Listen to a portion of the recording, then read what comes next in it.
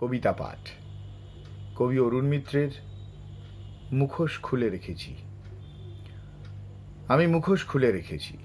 এখন আমি তোমাদের জন্য নই। প্রতিভার খেলা, মহত্বের খেলা কত দেখালাম।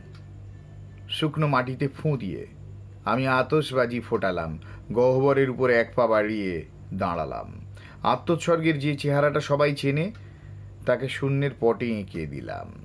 সেই দড়ির কৌশলও আমার জানা ছিল, কিন্তু দেখাইনি। যেহেতু জানতাম অদৃশ্য হওয়াটা কাজের কথা নয়, এতগুলো অবাক চোখের সামনে মঞ্চ ছাড়া ভুল। অদম্য উদ্যান যাকে মনে হয়, দেখতে না দেখতেই তা মরুভূমি হয়ে যেতে পারে।